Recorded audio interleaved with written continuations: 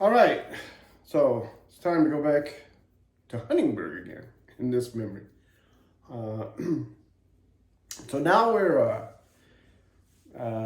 we moved from Velpen back to Huntingburg.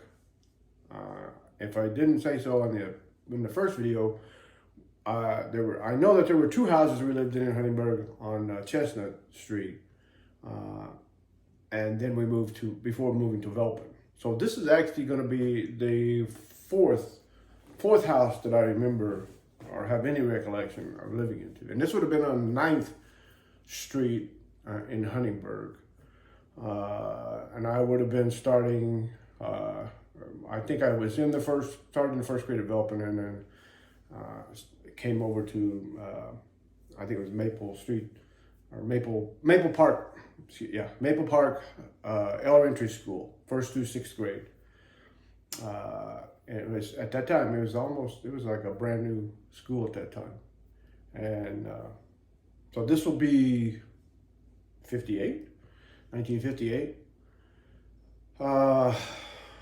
We were in a house on 9th Street, and our next door neighbor, as you're looking at the house, would have been. Here we go. I'll think of it in a second. But down the street, Kenny's family lived on that street. Kenny and his family lived on that street. Kenny Grooms, who we'll see later in life would marry my sister Linda. There was a hill next to that house that we used to go take the sleds. We had these old wooden sleds. In the wintertime, there would snow, it would come on that hill, and it'd be real nice to go sled riding there. I remember Dad making a cart, 4-wheel cart, go-kart, or not a go-kart, but a cart with 4 wheels on it. It had 2 ropes for the front steering, and I could get on that and ride down that hill next to the house also. So, the next door neighbors were the Russells. Glenda Russell I think went to school with Nancy. They were in the house next door. And the other house on the right side of us, I can't remember the name of the family. They were one of the young guys that lived there in the family was handicapped because he had this long ramp for his wheelchair that used to go up to the house. I remember that. I don't remember too much more than that, but so I'm in the 1st grade here. I'm in Mrs. Talley's room, and my sister's. There was. At this time, this school, Maple Park, there were 2 1st grade. There were 2 rooms in the Huntingburg Public School. There was, I don't know, maybe 30 in each class for each grade, 1st through 6th. And maybe there's 30 kids in each class, something like that. Maybe more than that. But Mrs. Ring had one room, and Mrs. Talley had. And I remember my sister's dragging me to this room because somebody had told me that of the 2 teachers, Mrs. Talley was the most mean. I was like scared to death to go to this school. But I remember them pretty much having to drag me.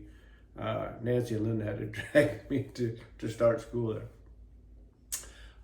But as it turned out, in the end, Mrs. Talley was just fine.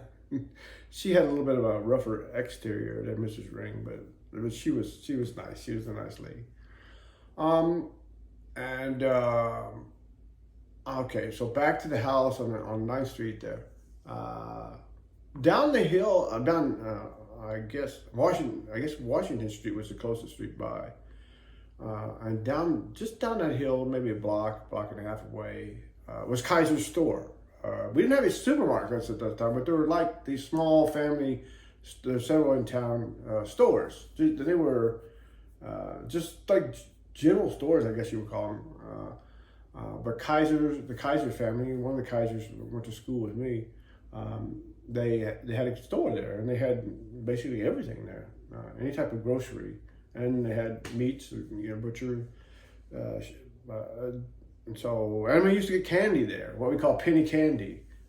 You go in and had this selection of a whole bunch of different candies, and all were a penny a piece. So if you had 10 cents, you could get 10 pieces of candy, which was cool. I remember the soda machine on the outside was like, what was it, 8 or maybe 8 ounce sodas you got for like 5 cents or a dime in a bottle. and they tasted good. Um, and then you could return the bottles later on, and if you collected enough bottles, I think they were like 2 cents a piece. You could turn them in, and they would give you um, money for the bottles, and the bottles would go back to the factory, I guess. But so if you needed money for some candy, you just collected enough bottles. uh, so that was Kaiser's store, just down the street. So spent a lot of time in there. I remember getting what we call push-up ice creams. They were like a sherbet, or well, I guess you could get different flavors of push-up ice cream, and dreamsicles. And that was also, I remember they made something I liked. They made ham salad there. That was good. And I think some stores in Huntingburg somewhere still make ham salad. So, let's see. Back to the house. Back in the house, a couple bad things happened to Michael here. So Michael's now with the family. So he was born in '57. So I guess maybe he's like a year old when we moved in there. So, and for the next couple of years, he's growing up and 2, 3, 4 years old. And there was a tree on the side of the house. And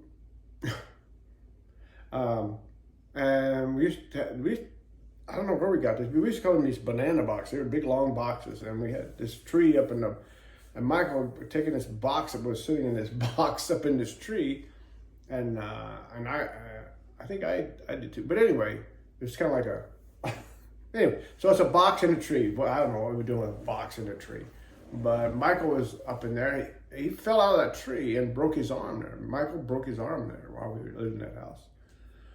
Also, so it was not a good place for Michael, because I remember there was some Drano in the house, Drano drain cleaner. And at that time, it wasn't liquid form. It was like these blue crystals you put in your sink and it dissolved.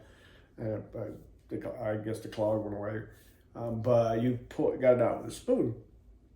And I don't remember who was messing around with something in my mind tells me I was messing around with that stuff. And I left the spoon in there or something.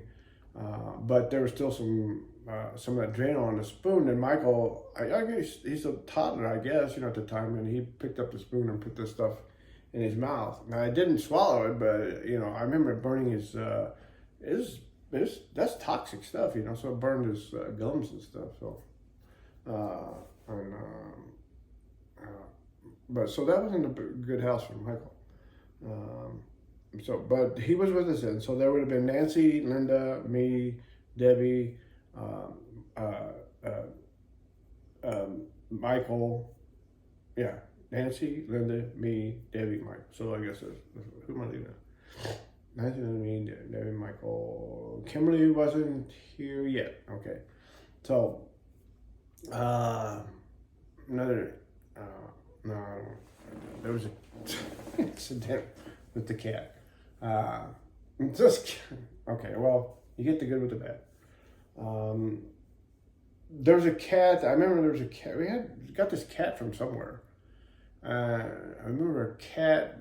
It kept crawling up on. I guess Dad didn't. Again, he didn't like animals in the house, so I guess we had a cat, but he wouldn't let it. So this little kitten was like. Kept crawling up this. We had screen doors. Kept crawling up on the screen at night and meowing, meow, meow. I guess we wanted in or something. And somewhere in the middle of the night. And I guess Dad got tired of hearing that, so he goes out and grabs the cat off the screen and just tosses it. Well, and we didn't hear any more out of the cat that night. Well, come to find out that he tossed it. Yeah, he tossed it and hit the tree with the cat, and so that's why I didn't make any. We didn't hear any more from the cat. So anyway, let's move on from that. Dad was pretty much. Well, and I guess I inherited some of that too. He's pretty much knee jerk. He would just too quick to react. Now as he got older, that changed, and so just because I'm saying these things now, people change, and so he did, and he got softer. His heart did get softer as he got older. So, but at this time it wasn't, and so that. Poor kitten. I don't remember much about the cat other than it was meowing, and so anyway. So let's move on. Let's back to the house. Like I said, Kenny and his family live down the road. I don't remember too much more about that. I remember I walked to school. Of course, it wasn't. I guess it wasn't. Did I walk? Yeah, I'm pretty sure I walked to school. Yeah, because it wasn't that far. School wasn't that. Maple Park wasn't that far. Yeah, I walked to school. Because I remember walking home sometimes with my report card, which usually wasn't too good. And you had to get your report card. You had to take it home. Your mom and dad had to sign it. You had to take it back. So that's 9th Street. That's the 4th house we lived in. What else? Yeah. No, that was right.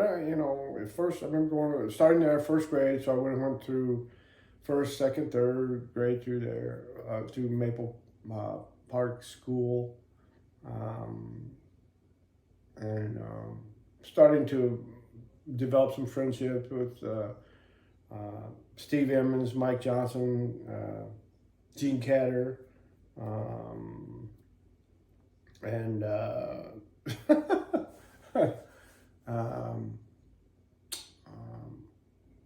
yeah, starting to pay attention to girls in the 2nd grade and 3rd grade. Okay, so that's yeah. Don't remember much. I don't remember whether we had a TV at this house or not. I can't. It's hard for me to recollect too much more about that house, I'm pretty sure it was only like maybe 4 rooms. I think we had indoor. I'm pretty sure we had indoor plumbing there. We had, versus where the houses we had lived before was all we had outhouses, outdoors. And I think we had actually had a regular. We had regular plumbing. We had a sink with a faucet and all that and stuff. And I'm pretty sure it was a single-story home.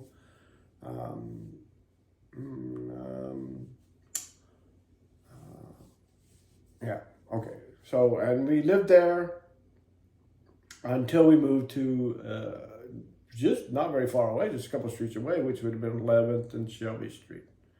And I'll talk about that on the next one. And